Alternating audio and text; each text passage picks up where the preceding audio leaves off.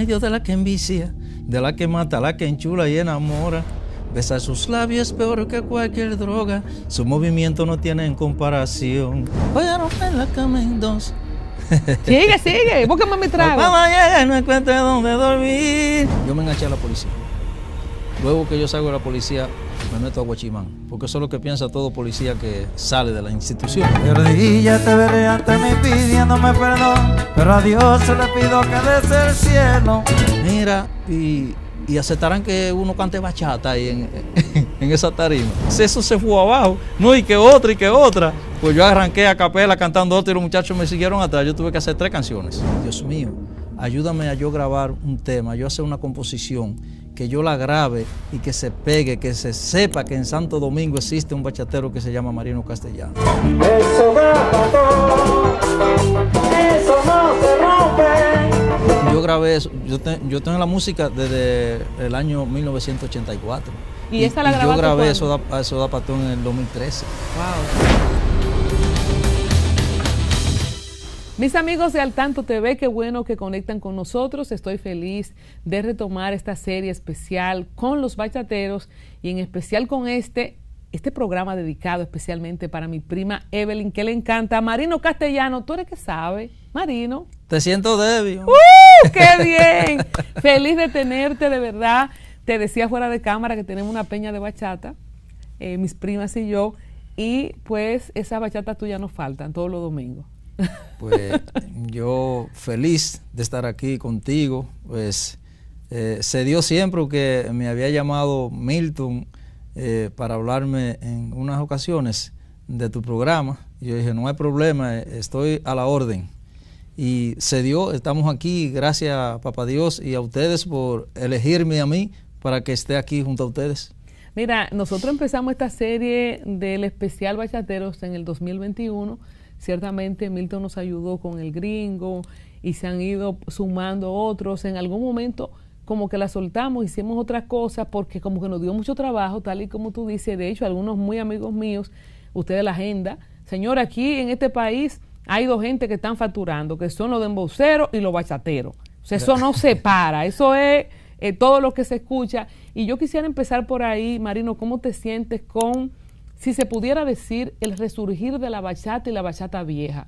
Después de la pandemia, de los mix que hicieron algunos DJ, no hay nada más apetecible ahora mismo que una bachata vieja de ese tiempo. ¿Cómo te sientes con eso? Feliz.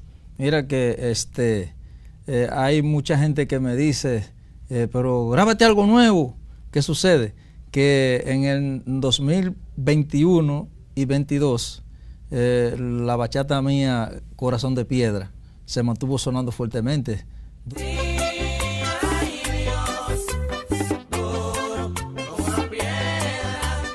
cuándo es esa? Esa yo la grabé en el 1998. Ay, mi madre. Estoy yo creyendo que es un hit nuevo, porque esa me sale sola en mi YouTube. Sí, entonces, óyeme, pues yo me siento feliz porque uno hizo esos trabajos y no tuvieron esa salida, esa aceptación en el momento que uno hizo esos temas. ¿Y por qué? ¿Qué tú atribuyes, señor? Hay temas que se han pegado de Oscar, que en paz descanse, que sí tuvieron en ese tiempo, pero no esa pegada que han tenido ahora. Luis Miguel de la Margue, bueno, Juan Bautista, sí. Eladio Romero Santos, todos estos bachateros de antes, pero pegado. Sí, así es.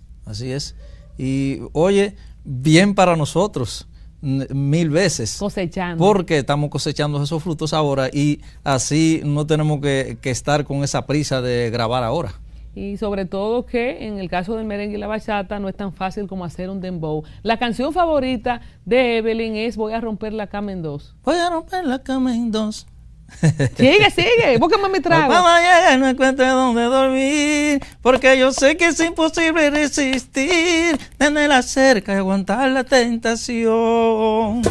Cuando llegue no encuentre dónde dormir, porque yo sé que es imposible resistir, tenerla cerca y aguantar la tentación. Hay una partecita que me dio de la que enchula, de la que envicia, ¿cómo es? Ella me dio de la que envicia, de la que mata, la que enchula y enamora. Besar sus labios es peor que cualquier droga, su movimiento no tiene en comparación.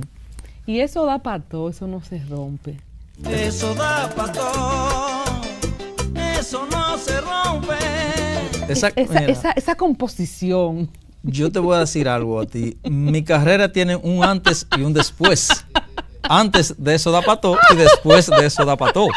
Pero ¿cómo así? Cuéntame que eso da pató. Señores, un consejo para estos hombres que se están poniendo violentos, que no pueden soportar la idea de que su mujer la miró otro. Escuchen este tema para que la cabeza se les resete y dejen de estar matando a las mujeres. ¿No? Y a raíz de esa canción, Colombia, pues en ese momento, cuando yo escribí esa canción y la grabé, había un problema serio, los hombres con el maltrato de las mujeres. El feminicidio. Óyeme, sí, fuerte. Y mira, se aplacó un poco.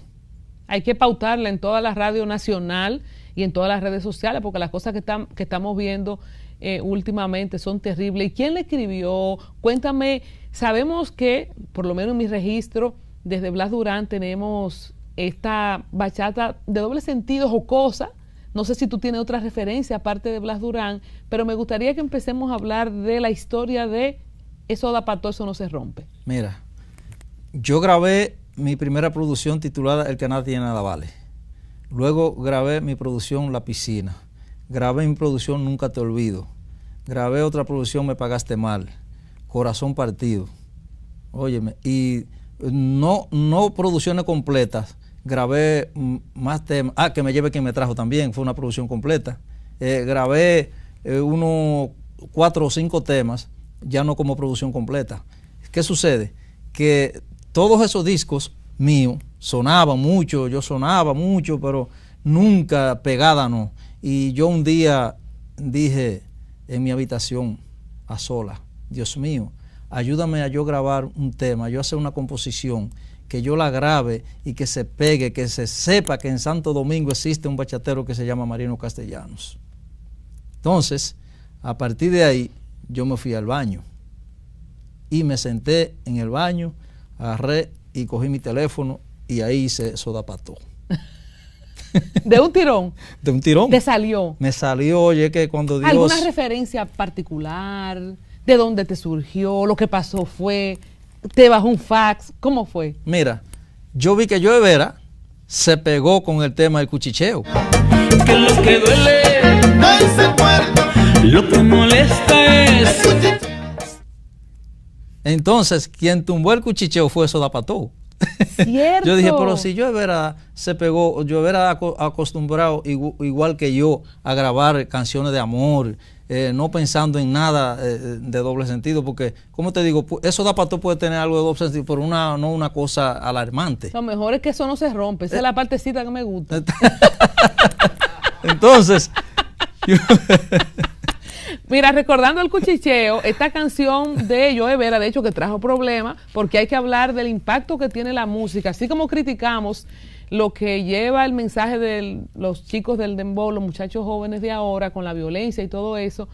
La bachata, muy de amargue, también tenemos lamentables historias de gente que ha tomado malas decisiones y hasta deja el reporte de la canción con la que se inspiró, y algunas de ellas han sido bachata. Sí. Entonces la de Joe Vera dio mucha cuerda, porque lo que molesta, ¿cómo es que dice? Que lo que molesta... Lo que duele no es el cuerno, lo que molesta es el cuchicheo. O sea, el cuchicheo, porque si tú estás cuerneado, callado, tranquilo... Pero lo que pasa es que todo el mundo lo sabe, el bullying. Y uno se ríe, pero acabamos de pasar por una tragedia en Santo Domingo del tema de la burla, de que el tipo se sentía burlado y tal.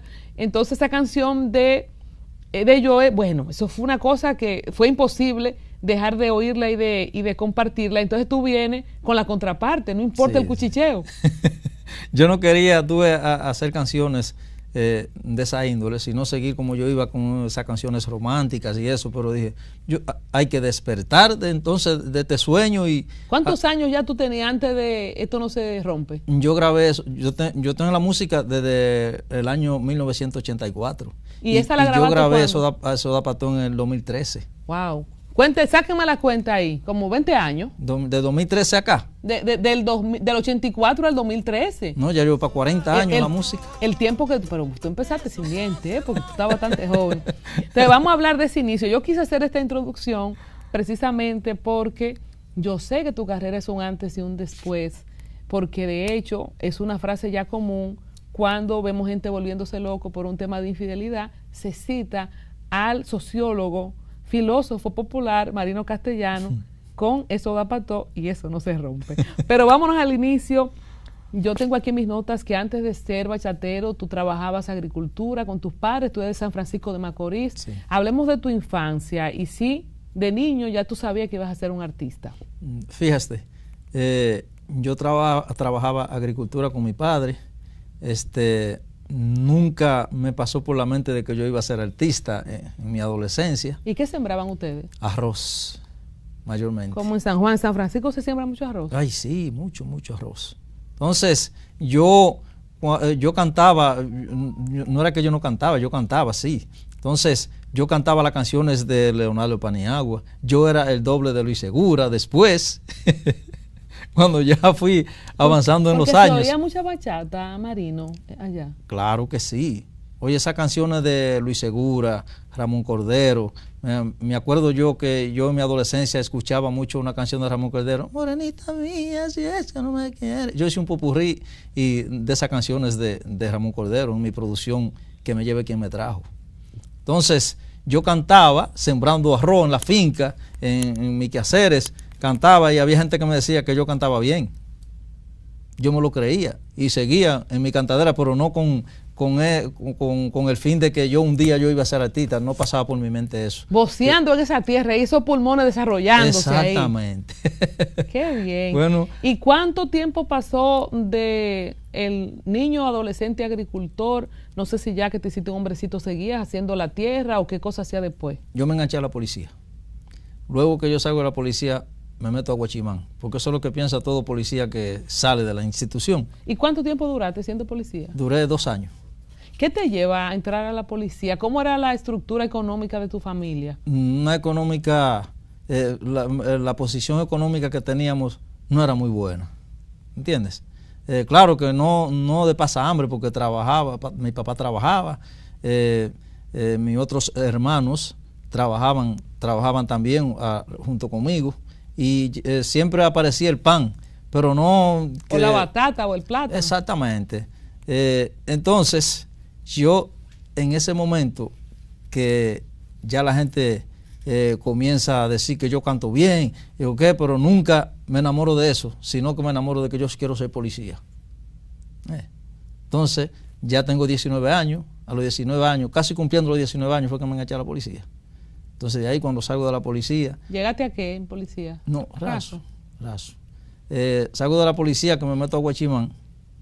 Entonces, siendo Guachimán, ahí es que arranca. Ponme el amplio, ustedes le ven el swing de Guachimán, con una cosa, ¿cómo se llama? Una escopeta. Una escopeta. O un revólver. Sí, no te imagino. Entonces, amor, mira, tú no sabes que a mí me mandaron a la Rosario Dominicana, Pueblo Viejo Cotuí, a un servicio que tenía la compañía de vigilantes a la que yo pertenecía. Y una noche estoy libre y me invita un amigo, que me conseguí de amigo, un señor ahí en la mina, y me invitó, vamos para unas patronales que arrancan hoy. Y digo, no hay problema, yo estoy libre. Cuando llegamos allá, hay un joven que está con una guitarra ensayando a otro joven que va a cantar una canción de los Pimpinela en las patronales. Yo me le acerco al tipo, oye, yo he sido siempre un poco tímido, pero cuando las cosas van a pasar, yo me acerco a él y le digo, mira, y aceptarán que uno cante bachata ahí en esa tarima. Tú estabas clarísimo que era bachata lo tuyo. Sí, bachata. Y me dice el joven, pero claro, eso va a ser un palo, oye, me dice él, eso va a ser un palo aquí. Le digo, no, pues yo quiero cantar una canción ahí. Y me dice el joven, deja que yo termine de ensayar con él, entonces, para que tú me digas cuál canción tú vas a cantar. ¿Verdad? Cuando él terminó me dice, ven, me dice, tararéame. Yo la arranco y le digo,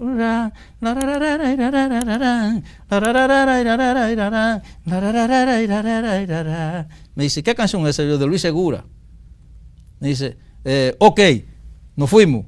Arranca él y llama, entonces había un requinto y había uno que tocaba la segunda. Le dice el segunda, que es hermano de él, mierda, pero ese tipo tiene el Matilde, el igualito Luis Segura. Le dice el tipo, pues claro, vamos, ensayamos un tema ahí. Cuando me presentaron, después que cantó el joven que cantó la canción de los Pimpinela, me presentaron a mí. cuando canté esa canción, eso se fue abajo ahí. ¿Y no te apretaste, Marino? Apretado para nada. Eso se fue abajo. No, y que otra, y que otra. Pues yo arranqué a capela cantando otra y los muchachos me siguieron atrás. Yo tuve que hacer 3 canciones. ¿De Luis Segura todas? De Luis Segura todas. ¿Tu ídolo era Luis Segura en ese tiempo? Ese era mi ídolo. Yo era el ¿Y doble lo has conocido? ¿Han compartido y eso ahora? Luis Segura. No, no hemos compartido. Mira que me sentí un poquito, porque en el momento que me invitaron para participar en las producciones que él hizo, que cantaron casi todos los artistas de este país junto con él. Entonces yo no pude. Wow. Pues, mira, Luis Segura, siendo yo guachimán, lo presentaron en Cotuí, en unas patronales.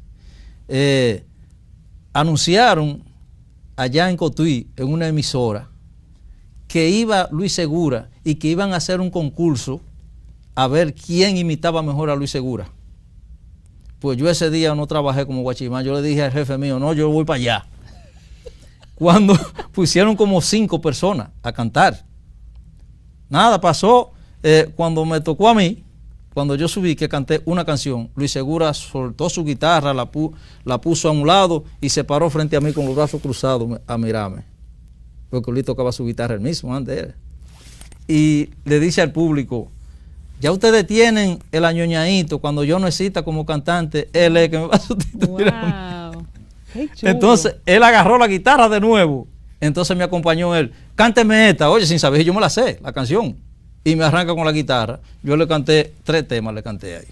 ¿Y eso fue en medio, en una radio, en un canal? ¿Dónde fue eso? En las patronales. Unas patronales en Cotuí. En público full. En público, eso Cónchale, así full. no teníamos una cámara ahí para grabar ese momento. Full de gente, muchacha, y de ahí en adelante. Entonces, cuando yo llego al otro día, el día siguiente, el joven que me acompañó con la guitarra, nos juntamos y me dice, pero tú cantas bien, muchacho, vete donde Radamés Aracena y dile que tú eres cantante, que si tú puedes preparar 10 o 12 canciones, que si él te la graba. Y yo digo, no, pero yo allá no, lo que vamos a hacerla nosotros las canciones, yo me voy a fajar a escribirla. Y cuando yo me iba para el servicio en la noche como guachimán, yo me llevaba una maxota y un lápiz y me fajé a escribir, y cuando tenía 12 canciones, el joven me ayudó, la grabamos en un cassette y yo se la llevé a Radamés. Cuando se la entrego a Radamés Aracena, que me recibió allá, que estaba en la Palo Hincado, ahí el negocio donde vendían los CD, me dice Radamés, usted canta. Y yo, pero claro, eso que vengo, mire mi cassette ahí. ¿Tú fuiste listo? Listo. Dice Radamés, présteme, lo pone en un radito, toca cassette. Cuando él lo está escuchando, yo veo que él le está meneándose. Mira, se me engrifaron los pelos. Digo yo, mierda, estamos bien. Agarra y coge un teléfono, marca y llama. Cuando lo escucho decir, mira, Eddie, ya tenemos el que le vamos a tirar atrás a Luis Segura. En ese momento Luis Segura y él tenían problemas, que Luis se les quería ir de la emisora. Entonces, al irse Luis Segura, él pensaba que era yo que lo iba a sustituir a Luis Segura. Aquí tenemos que le vamos a tirar atrás a Luis Segura, dice Radamés. Yo, mierda, Dios, qué bueno tú eres. A partir de ahí me dijo él. ¿Y te firmó? Ese mismo día me dijo que qué día yo podía ir a grabar. Y le digo, hasta mañana que usted quiera, señor Radamés.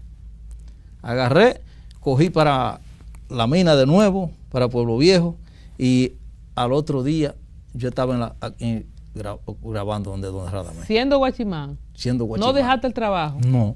¿Grabaste y volviste otra vez a ser guachimán? Exactamente. Oye, cuando yo escuché yo sonando de que por la radio guarachita, mira, que eso era una cosa del otro mundo, y déjame decirte, 20 Colombia, años tú tenías más o menos. Yo tenía 20 y algo, como 23 años yo tenía. Jovencito. Mira, muchacha, grabar con don Radamés Aracena no era fácil.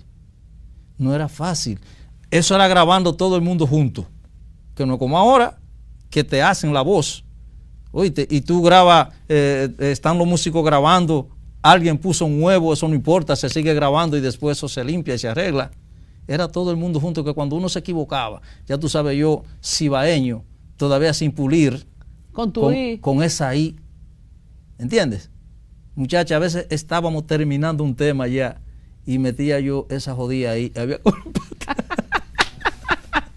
y Radamés quillado me decía, mire, si usted no se pone para esto, entonces vamos a dejar esta vaina. Sí, Badeño, ¿qué es lo que le pasa? Hasta que mira, fue el mismo día, ese mismo día grabamos 12 canciones. No, pero eso es abusivo. 12 canciones en un día. En el estudio de don Radamés Aracena había que entrar sin camisa y sin zapato, porque ahí no había un airecito que te asoplara, un abanico, nada. Eso era encerrado con un calentón, todo el mundo sudando. Como un caballo, 12 temas. 12 temas. ¿Y qué producción fue esa? Esa no me haga sufrir tanto. ¿Y de esa hay alguna pegada ahora en esta vuelta que...? No, pienso de esas canciones grabar una. De nuevo. Si Dios quiere, grabarla de nuevo. Ese título, no me haga sufrir tanto ese título. ¿Qué pasó con esa producción sudando como un caballo? ¿Qué pasó? ¿Cómo cambia tu vida? ¿Cuánto tiempo sigues siendo Guachimán? Y si hay alguna pausa a nivel musical entre el 84, que es ese año, y luego el 93, cuando tengo aquí en mis notas que tú como que tienes un regreso. ¿Qué pasó en esos casi 10 años? Yo seguí siendo Guachimán. Después que ya me están sonando un disco en la emisora, un locutor llamado Manny Méndez, ya fallecido, era locutor allá en Guarachita, y me dice, Marino Castellanos, usted tiene que dejar eso de Guachimán y coja para acá, que yo lo voy a ayudar. Yo lo voy a poner a usted a cantar con el Solterito del Sur, que el Solterito en esos tiempos pegado, Amarilia, echa mi agua, de aquí no me voy. Le digo yo, pero imagínese que yo no tengo a nadie allá, dele para acá, me dijo. Olvídese de eso y dele para acá. Manny Méndez me puso a cantar con el Solterito. Yo abrí en los shows, un primo del Solterito y yo abríamos los shows. Y luego, un señor hijo de una doña que tenía una disco donde tocaba Solterito fijo, que se llamaba La Dalinda, en Los Minas, ese me dejaba dormir en una habitacioncita que él tenía. Me la prestaba para que yo duerma ahí. Entonces, de ahí... ¿Cuánto tiempo duró eso? Eso no duró mucho tiempo. Yo lo que duré con el Solterito fue unos 3 o 4 meses, porque entonces en una ocasión el Solterito va a tocar una fiesta en Barahona, su pueblo. Solterito tenía una fiesta fija, donde dicen Campo Amor, en Los Minas, y tocaba los miércoles fijo ahí, los miércoles. El Solterito ese mismo día miércoles era que le tocaba tocar su fiesta allá en Barahona. Se fue y me dicen que si yo podía, el manager de él me dice, Marino, ¿tú crees que tú te atreves a tocar esa fiesta, a aguantarnos a nosotros, a hacer un grupo? Yo le dije que sí, te he atrevido, yo no conocía música, no conocía a nadie. Entonces... porque tú tocabas con la misma banda de él. Con la banda de él, claro, okay. Sí. Entonces, y no cantaba los discos míos, sino discos ajenos. Hasta hacer tu repertorio, claro. Exacto. Entonces, le digo que sí. Al otro día, yo estoy que no hallo qué hacer, porque ya tengo el compromiso. Me dieron 55 pesos, que era para pagar el sonido. Oye, 55 pesos, pagábamos el sonido. Me lo dio el manager del Solterito, para que tú busques un sonido. Entonces, el otro dinero te lo va a dar el chino allá. 350 pesos era la fiesta. Entonces, yo agarro el otro día, pero ¿y qué yo hago? ¿Qué pasa? Que me vino a la mente de una vez, yo conocí en la Guarachita a Danilo Betancourt, un cantante también. Preguntando, yo sabía que él vivía en Capotillo, preguntando llegué a su casa y él me ayudó a armar un grupo. ¿De un día para otro? Eso, claro.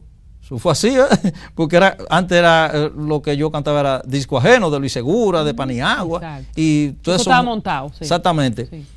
Cuando tocamos la fiesta en Campo Amor, cuando termino, yo voy donde el chino a cobrarle y me dice el chino que nada más me va a dar 200 pesos. Porque hasta que era el Solterito que le tocaba tocar y él no fue. Entonces el chino, yo te voy a dar nada más 200 pesos. Tú me traes el Solterito aquí mañana y si rompemos el contrato que yo tengo con él, yo te doy los 150 que faltan. Para él quedarse contigo y que tú toques. Y tú te vas a quedar tocando con nosotros acá. ¿Le gustó el show? Claro, muchacha. Pero viene un problema, que el que cantó conmigo, Danilo Betancourt, el que me ayudó a armar el grupo, el chino me dijo que ese no le gustaba. Oye, en tremendo lío estoy yo metido para decirle a Danilo que el chino no quiere que él vaya, que yo solo. Yo cogí mis 200 pesos y me fui. Al otro día, yo cogí a la casa de Solterito, temprano. Oye, para llevarlo donde el chino para que me complete el dinero. Solterito no quiere ir porque sabe lo que hay. ¿Entiendes? No, que él no va para allá. Digo, tú sí vas a ir. O búscame tú los 150 que falta porque era por 350 el baile. Claro.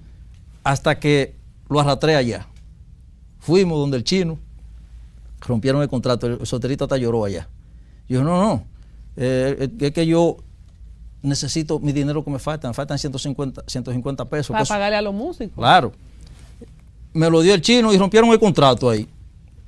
Entonces, ya roto el contrato, el chino, me quedé yo tocándole al chino en el negocio. Duré como 3 meses tocando. Entonces era yo el que tocaba fijo allá. Entonces, a partir de ahí, ya que yo comienzo, dije, no, ¿Y pero ese yo... se convierte en tu grupo entonces? Claro que sí, ya ese era mi grupo. ¿Y te dio liquidez también? ¿Te quedaba algo? Claro, me quedaba algo, porque imagínate, yo recuerdo que yo pagaba 55 pesos de sonido, pero oye otra, yo llegué a tocar fiesta a 150 pesos. Pagaba 55 de sonido, quedaban 95. Y de eso a mí me quedaban 25 pesos. Para el año 80 y pico, estamos hablando. 86. 86. Una cosa, un dato que quisiera, yéndonos un poco para atrás, ¿cuánto tú ganabas como guachimán? 115 pesos quincenal. 115 pesos vendrían siendo 230 al mes. Cuando vienes a la capital, no tienes un sueldo fijo, ni mucho menos. Ese tiempo, ¿cómo tú te sustentabas? Cuando ese amigo te dijo, ven, y tú estabas haciéndole el telonero al Solterito, ¿cuánto te daban? No, a mí no me tenían una cantidad exacta, sino que el guitarrista, un señor llamado Roberto Mesa, que le agradezco en el alma lo que hacía por mí, él está en Estados Unidos ahora, le quitaba 1 peso y 2 pesos a cada músico para dármelo a mí. Me juntaban a veces 6, 7 o 8 pesos y me daban eso.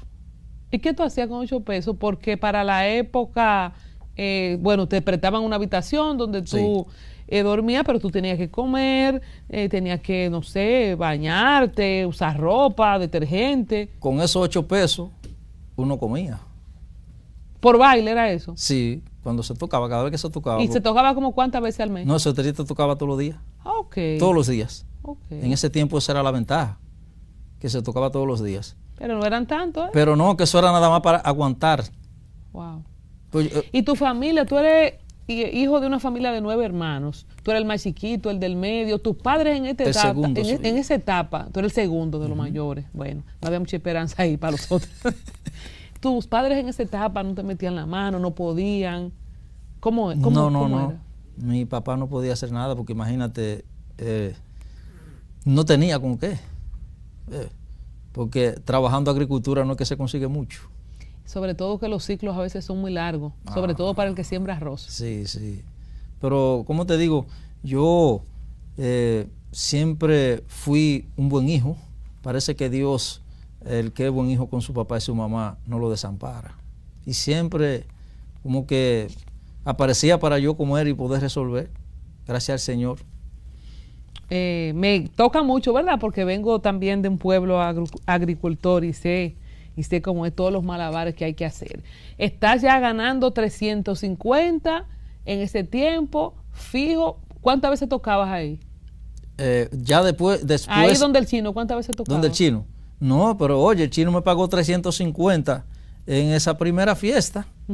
Después hubo que bajarla porque el Solterito que estaba pegado, que cobraba eso en ese tiempo. Entonces yo le exigí que como el Solterito le cobraba eso, yo le toqué su fiesta al Solterito y tenía que pagarme esos 350 que le daba el Solterito. Entiendo. Pero el chino después lo que yo tuve que tocarle a él a 225 pesos los bailes. Bueno, pero no fue que te bajó tanto entonces. Sí, bajó ahí 125. Sí, pero está más de la mitad, está bien, gandío para empezar. ¿Y cuánto tiempo duró esa etapa? No, yo duré, donde el chino yo duré tocándole casi 3 meses, fijo. Los miércoles yo le tocaba al chino. ¿Qué pasó luego de ahí? Luego ya la cosa como que no iban girando bien, hago una pausa, me pongo a trabajar en una fábrica de embutido con una gente de los Alcarrizos. Aquí en la capital. Sí, sí. Y ¿Ya no volviste a tu pueblo más? sí, yo iba siempre a... Digo yo, pero no a quedarte. No, a quedarme no. Entonces, cuando en el 93 surge Anthony Santos, entonces yo dije, la bachata es otra cosa ahora. Déjame retomar de nuevo la cuestión. Cuando tú dices ya la bachata es otra cosa, al margen de tu condición familiar o económica, tú sientes que tampoco era, y hablábamos al inicio, de este resurgir de la bachata ahora después de la pandemia, si se puede decir, porque la bachata tiene mucho en un buen momento, pero Sí.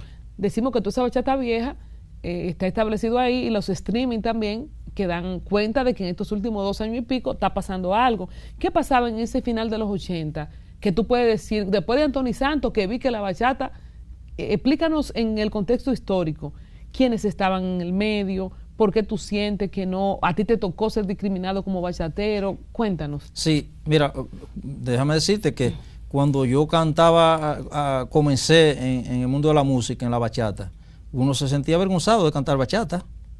Uno la cantaba, pero uno sentía, porque la discriminación que había, oye, que todo el mundo lo que decía, que eso es cuestión de cuero, que eso es de barra, y uno sentía como ese poquito de vergüenza al cantarla. Tú tenías novia para ese tiempo, te enamoraba. Bladurán decía que cuando Sí. él iba a la casa de los papás enamorado, él decía que era merenguero. No, yo soy merenguero, él no decía que era bachatero. ¿Tú viviste eso a nivel personal también, esa discriminación? Claro que sí, mi amor, claro que sí, claro que sí. Pero fíjate que no solo cuando se pegó Anthony Santos, vuelvo hacia atrás, lo de Bladurán. Oye, que cuando Bladurán se pegó, que comenzó a tocar y a cobrar dinero, ya que anda Bladurán todo lleno de cadenas y luciendo minibús nuevo. El dembocero de la época, fronteando, llegó él, el alfa. Ya tú sabes. Sí, usaba ahí, mucha cadena, ¿verdad, sí, Bladurán? lleno de cadenas. Eso no es nuevo, señores, de los urbanos, ¿eh? Los bachateros se ponían su cadena. Claro que sí. El bachatero que no andaba lleno de cadenas, No estaba en nada. no estaba en nada. En nada estaba. Mujeres hembras, vengan, ¿cómo era que decía él? Mujeres hembras. De la arepa, que De- sí, o qué, el no, tornillo, el hombre del tornillo. Todas esas cuestiones. Ya, pegado, ya tú sabes.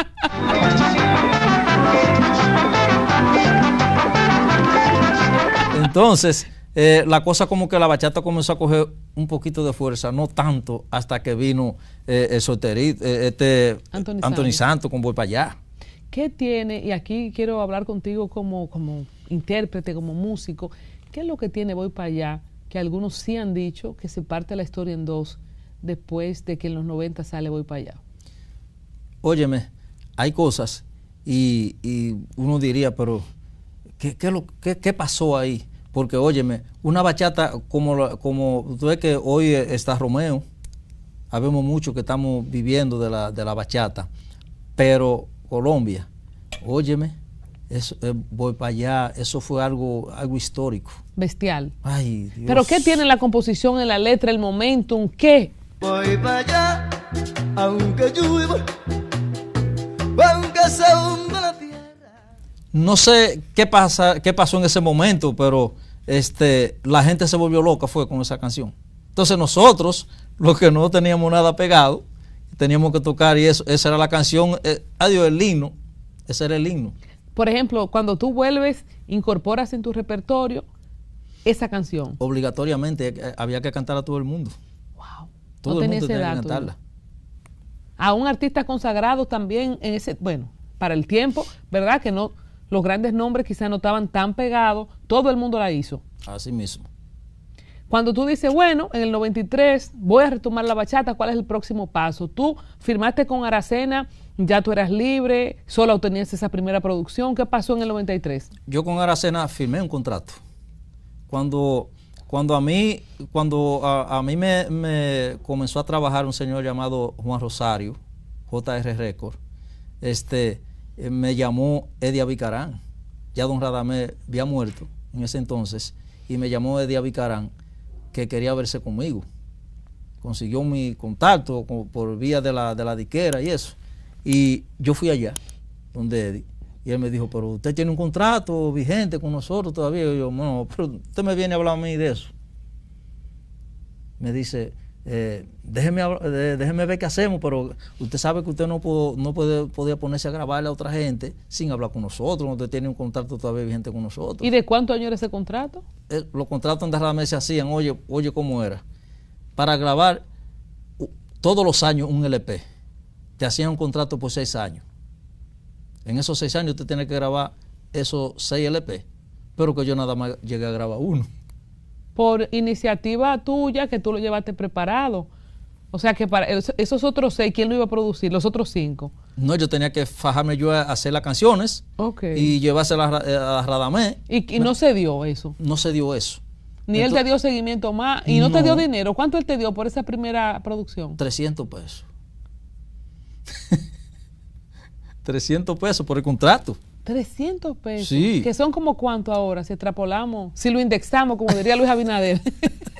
Serían como que 300,000 pesos, algo así. 300, bueno, viene siendo como si ahora fueran 300 más o menos.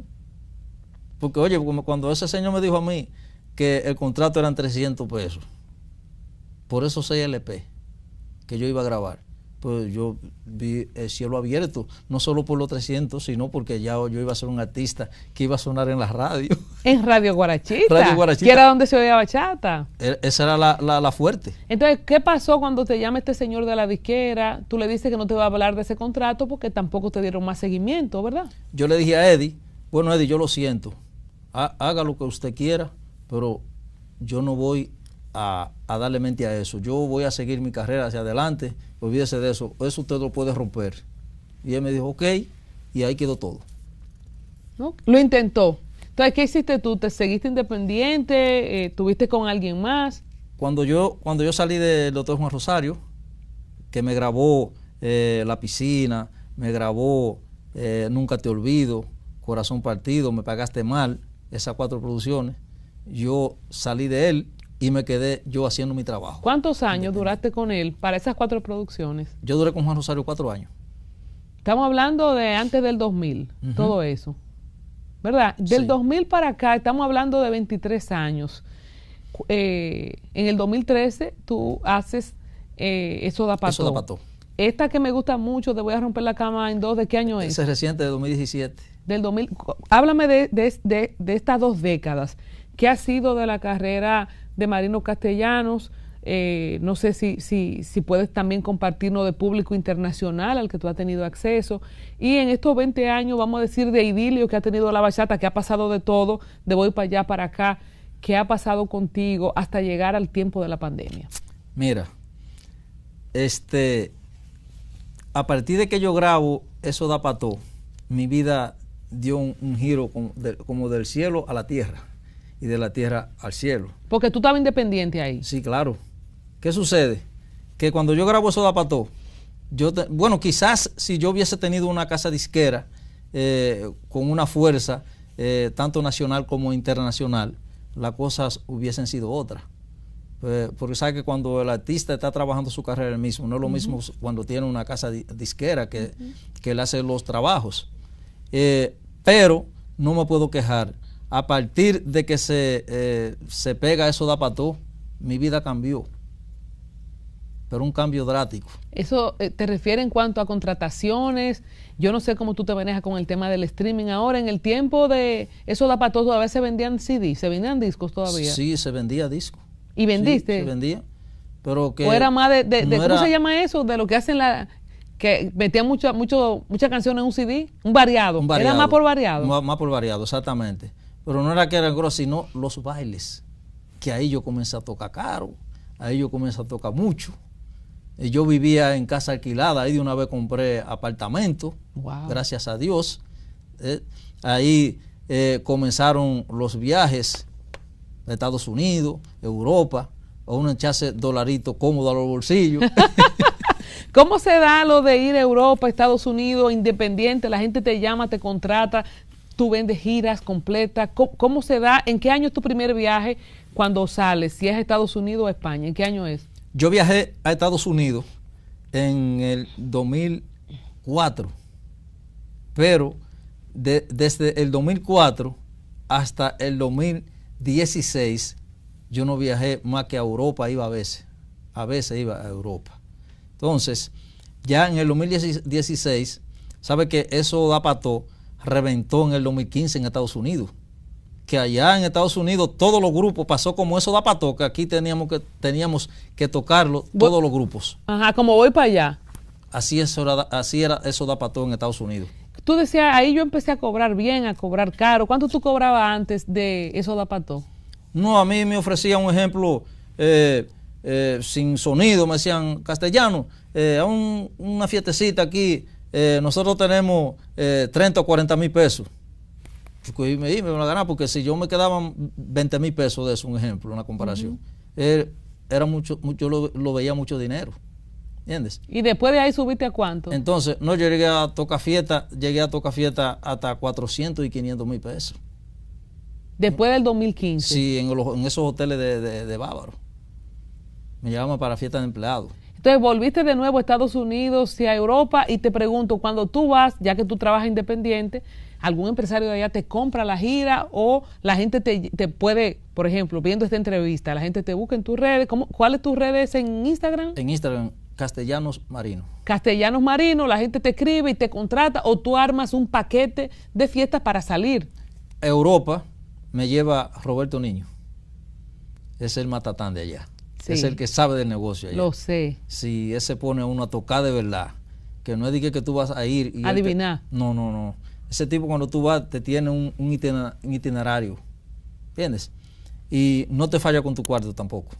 No te pone a coger lucha, porque hay muchos vivos, tanto en Estados Unidos como en Europa, que te llevan a ponerte a coger lucha. Entonces, en Estados Unidos, yo pongo una persona que monte la gira.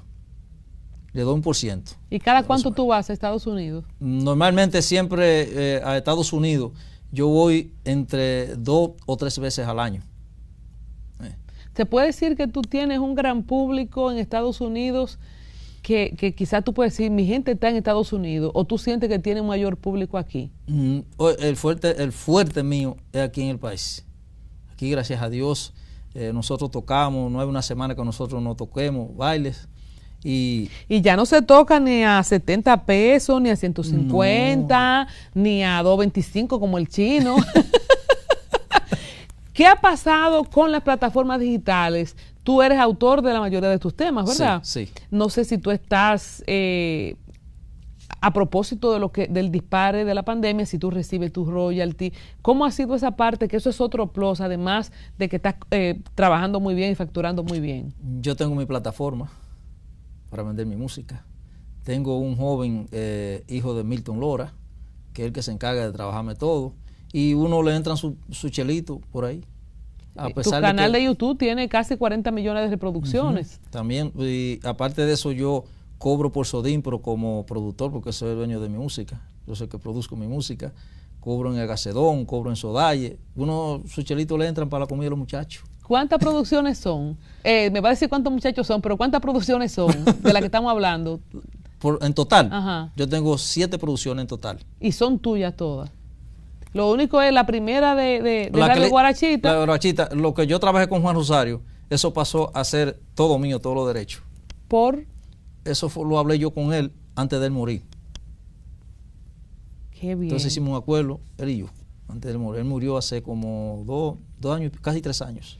¿Cómo tú recibes la sorpresa cada vez que tú entras a tus plataformas digitales y tú ves? Porque yo creo que tú suenas por lo menos, hay 2 canciones tuyas que suenan por lo menos 4 veces los domingos en la Peña de Nosotros. O sea, ¿cómo tú te sientes con esto después de la pandemia?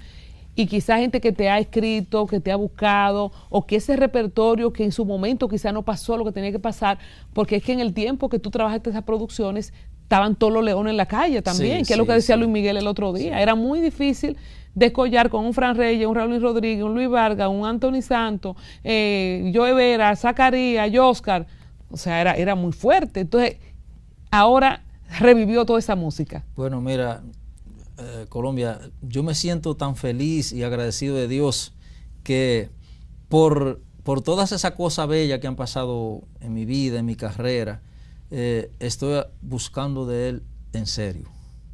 Porque yo me acuesto en mi cama y antes de dormir, yo me quedo pensando lejos. Digo, Dios mío, pero tú me has dado más de lo que yo te he pedido. Wow. Qué bonito ser agradecido. Y En tu tiempo de guachimán, de policía y aún de cantante, que en ese tiempo no viste ese resultado, no te imaginabas que ahora para el 2023 iba a estar cosechando tantos frutos. gracias a Dios y a ustedes, la gente que pues apoyan a uno, porque sin ustedes, nosotros los artistas somos nadie. ¿Te han llamado o tuviste contacto, así como pasó con lo de Luis Segura, que no pudiste, pero en el caso de Utopía, de Romeo, tuviste algún acercamiento, se No. te consideró? No. El que toca segunda guitarra conmigo me dijo, Castellano, y si Romeo lo llama, digo, a mí no, yo no tengo ambición en la música. Papá Dios me está dando mi comida, porque fíjate, es otra cosa que te voy a decir. No sé si alguien puede decir, pero Marino Castellano es raro. Bueno, pues que lo digan. Yo no tengo ambición en la música. De que yo... Mi sueño es grabar con fulano. No, y que quiero tener todos los millones que tiene Romeo, o lo que tiene Raulín y Anthony Santos. No, no, no. Con lo que Dios, te digo, Dios me ha dado más que lo que yo le pedí. ¿Cuántos hijos tienes? 6. Bueno, sí, te ha dado mucho, ¿eh? ¿Cómo has podido, no sé si tus padres viven, si has podido ayudar a tu familia? Murieron los dos. ¿Cómo ha sido? ¿Cómo fue? Si le dio tiempo a ver tu éxito. Mira, el éxito fuerte mío en mi carrera fue a partir de eso, de Pató. Y ya mis 2 viejos lamentablemente habían muerto. Y de verdad que durante ese tiempo que estuve ganando chelito en la música, porque eso era chelito lo que se ganaban antes de que se me pegara mi disco Soda Pató, uno lo que ganaba era chelito. Pero de esos chelitos que yo ganaba, yo mantenía a mi esposa y mis hijos, y a mis 2 viejos nunca me descuidé con ellos. Nunca. Pues yo decía, cuando yo trabajaba agricultura, yo decía, Dios mío, ayúdame que un día yo pueda tener algo para cuando mis viejos necesiten de alguien, de sus hijos, alguien que lo vea y lo ayude, que ese sea yo. Qué bonito, qué bonito. Y tú, ya que mencionas el éxito de Soda Pató, ¿recibiste algún tipo de crítica? Tú sabes que aquí tenemos una sociedad, tú sabes, doble moralista y que no sé qué. ¿Tú recibiste algún tipo, junto con el éxito, de recriminación, quizás por la sugerencia de las letras? Fíjate que Soda Pató, en ese año, 2015, debió ser la bachata del año. Y en Acroarte, alguien dijo que no, que esa bachata tenía doble sentido, que no se podía nominar. Y eso me hizo a mí sentir mal, de verdad, porque en ese momento el disco que dio duro, fuerte de verdad, fue Soda Pató. ¿A ti nunca te han nominado en Acroarte? No, nunca. Entonces, ¿cómo que dice otra vez ya que... ¿Qué dicen las letras de Soda Pató? Que no se podía poner en los Cassandra. No. Eso era Cassandra Soberano, el 2015. Era Soberano. En ese tiempo era Cassandra. Era Cassandra, el Soberano fue después. No, porque es que el Soberano... De Soda Pató. Por ahí. Entonces, ¿cómo que dice? A ver si es verdad que... No, nada más era por el chinti que Soda Pató, que eso no se rompe. Y antes yo de eso... Estoy enamorado de una bendita morena. Qué estoy palo. enamorado, ay Dios, de una bendita morena. Estoy casi loco, estoy desacatado, bebiendo por ella. ¿Qué tiene eso? No tiene lo nada. que pasa ahora mismo. ¿Eh? Porque eso es lo que pasa ahora mismo. Entonces, toda la música de ahora mismo, eso es lo que dice. Entonces, porque decía eso da para todo, eso no se rompe. Entonces, ¿ella qué era? Era muy contentona. ¿Por qué es que entra el coro de Eso da para todo? Eso da para todo, eso no se rompe. Te dicen La Voz de Seda, tú te quedaste con algo de la ñoñaíto, es muy propio de la garganta de bachata, ese tumbao que tú tienes, y te dicen La Voz de Seda por eso. Mira, la ñoñería en la bachata la impuso Luis Segura. Yo era el doble de Luis Segura, te dije, ¿verdad? Entonces, ¿qué sucede? Que yo me quedé con esa ñoñería de Luis. Pero también te voy a decir que el que no le mete ese poquito de ñoñería a la bachata, no está. No la pega. No. En esa línea de ñoñería, si fuéramos a hacer como ese top de los más añoñados, de hecho el Torito cuando canta dice sentimiento y tiene también esa... ¿Cuáles serían los bachateros, si me puedes mencionar hasta de los viejos? Por ejemplo, a mí me gusta muchísimo Juan Bautista que bien rápido, pero también tiene ese amargue en la garganta. A nivel de ñoñería, ¿cuáles son los más ñoños? Empezando con él. Luis Segura el primero. Luis Segura es el papá de la bachata, como no solo es que lo digan 2 o 3 personas, todo el mundo tiene que decir que Luis Segura es el papá de la bachata. Entonces, hay un bachatero que es mi preferido, todos son mis compañeros y lo escucho a todos y todos hacen su trabajo bien, todo el mundo hace su trabajo, pero el que me rompe a mí es Zacarías. A mí me encanta Zacarías, que es súper añoñado. El mismo Joe Vera tiene su swing de ñoñería también. Como tú grabaste en el 84, aprovecho para hacerte algunas preguntas. Tú dices el papá de la bachata, Luis Segura, dice José Manuel Calderón que él es el primer bachatero del mundo porque fue el primero que grabó, y tengo algunos amigos que de hecho me escriben que ubican a Pena como la primera bachata. A nivel de estructura musical, ¿qué tiene Pena que no había antes de Pena en la bachata y que es la bachata que entra en FM por primera vez? No, pero espérate, Pena se pegó, claro que sí. Indiscutiblemente Pena se pegó, pegada, pero hay que estar consciente de que Soda Pato fue que le puso, oye, el tope a la bachata. Pero es más reciente, yo me refiero en la historia. Como tú grabaste en el 84, tú seguías la bachata. Sí, claro que sí. O sea, yo te quiero preguntar si eso que se escuchaba primero, antes de Luis Segura, era realmente bachata. Algunos dicen que era más bolero. Si tú puedes establecer la diferencia, si en el tiempo de Luis Segura para acá tuviste un cambio, o si tenemos, no sé en qué tiempo grabó Juan Bautista y Eladio Romero Santos. ¿De qué tiempo son ellos? No, esos son de tiempo, pero muy atrás de nosotros, pero ¿De los 70? Sí, sí. Entonces, ¿se puede hablar de un cambio de la estructura de la bachata? Sí, sí. Porque esa que a mí me gusta, voy a romper la cama bien rápida. Sí. La bachata no empezó así. No. ¿Tú observaste ese cambio? Sí, la bachata era lenta. Eso no se usaba, de que bachata rápida, sí, no. ¿Quién la acelera? Oye, el aceleramiento de la bachata, quien lo trae es Anthony Santos y Luis Vargas. Esos son los que traen el aceleramiento. Porque todavía Blas Durán se pega y Blas Durán, tú escuchas la bachata de Blas y no es que son tan rápidas, son un poco lentas.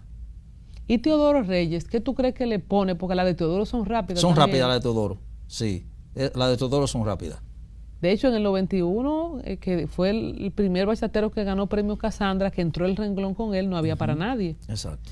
Tenemos a Romeo, a Prince Royce, Extreme, que no sé qué se han hecho esos muchachos en Estados Unidos, el grupo Extra. Tenemos varios jóvenes. Hay futuro en la bachata. Ustedes se ven muy jóvenes también. La gente que tienen 20 y 30 años y casi 40, tú dices que tiene casi la bachata. 40 yo tengo. Tengo 39 años en ese negocio. Ya, wow, no se te nota, ¿eh? No se te nota, ya estoy sumando. ¿Tiene futuro la bachata como ritmo musical reconocido en la UNESCO? ¿Qué más tú crees que puede pasar con la bachata? Muchísimas cosas. Colombia pueden pasar con la bachata. Mira, ya la bachata no va a pasar de moda nunca. Aquí hay 2 géneros que no van a pasar de moda, que la música urbana y la bachata. Así que porque a los jóvenes les gusta la bachata. Claro que sí. Cuando tú te armes esas fiestas aquí que tú estás tocando, ¿tú ves la diferencia de edades? ¿Son gente 40, 50, 60? ¿Tú lo ves mezclado o hay muchos jóvenes? ¿Cómo es? Le doy gracias a Dios que donde yo hago mis presentaciones, yo veo donde pueden estar niños, que en fiestas patronales, cuando uno toca en la calle, en tarima, veo cómo los niños, los menores, como decimos nosotros, sienten la música. Sienten la música. Oye, yo lo veo yo cantando mis canciones con esa emoción. Entonces, le doy gracias a Dios que yo tengo un público de todas las edades.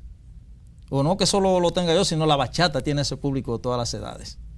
Yo me he sorprendido en eventos familiares, ya lo he dicho antes, y de relacionados, de muchachos de 16, 17 años, con su bachata y las viejas. Así es. Pero mira, compitiendo con el dembow. Pero ahora el domingo yo voy a tocar en una villa por ahí por la Romana. Y ya la gente que han comprado su boleta por adelantado, me dice el dueño que me compró el baile. Juventud la mayoría. Te estoy diciendo. En Bávaro voy a tocar el jueves 27 una fiesta de empleados. Óyeme, y en esos hoteles la mayoría son gente jovencito, todos los que trabajan. Entonces, ellos eligen Ellos eligen, son los que dicen qué artista quieren que le toque su fiesta a ellos. Y te eligieron a ti. Me eligieron y son a mí. gente jóvenes, productiva. Bueno, yo estoy muy contenta, Marino, no solamente por el éxito de tu carrera, el resurgir de tus bachatas de antes, pero también de todos los artistas, algunos que lastimosamente no están con nosotros, que a mí me encantaría que vivan quizá ese éxito que no tuvieron en su momento. Oscar Sarante, Juan Bautista, entre tantos otros, y sobre todo que siendo una media isla podamos exportar una segunda bandera musical además del merengue como es la bachata y que tú formes parte de la historia. Muchas gracias. Gracias a ti por permitirme estar aquí haciendo un poquito de historia de lo que ha pasado con mi vida, porque con mi vida se hace un libro y no creo que nada más de para un solo libro. Me gustaría que tú le digas a algunos muchachos, me encontré el otro día en una plaza comercial con un seguridad, ¿verdad? Un guachimán, un seguridad, que tenía aquí una carpeta dentro de su uniforme. Él me ubicó por el canal de YouTube y me dijo, yo soy escritor. Y me dice, la tengo aquí, se tocó y yo vi el cartoncito. Y mucha gente que está soñando, que tú le digas de haber sido policía, agricultor, policía, guachimán, tener la persistencia también, esperar tu tiempo, que tú le digas un consejo a los que quieren ser artistas. Hay que perseverar, no desesperarse. Yo nunca me desesperé, porque la desesperación es parte del fracaso. Yo aguanté como el gallo bueno, como dicen allá en el campo. La juventud hoy día, yo veo que quiere como acelerarse y quiere el dinero fácil. El dinero fácil se pierde. Entonces, cuando tú perseveras, triunfa.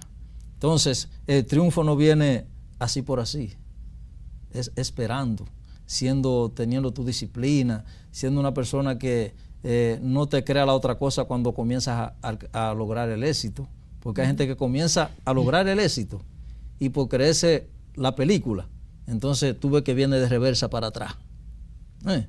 Entonces, cuando tú estás logrando el éxito, ahí es que tú tienes que plantarte firmemente y tener fe en Dios, que cuando tú tienes fe en Dios, las cosas te salen bien. Muy difícil que tú fracases cuando tú crees en Dios, cuando le crees a Él. Porque creer en Dios es una cosa y creerle a Él es otra. Bueno, excelente mensaje, sobre todo que lo que es bien hecho reposa en el tiempo y paga su fruto. Así mismo. Porque ahí está usted ahora comiendo de lo que hizo en los 90, en los 80, en el 2000, y qué bonita historia de éxito la que nos has contado. Muchas gracias, Marino. Gracias a ti. Que Dios te bendiga mucho.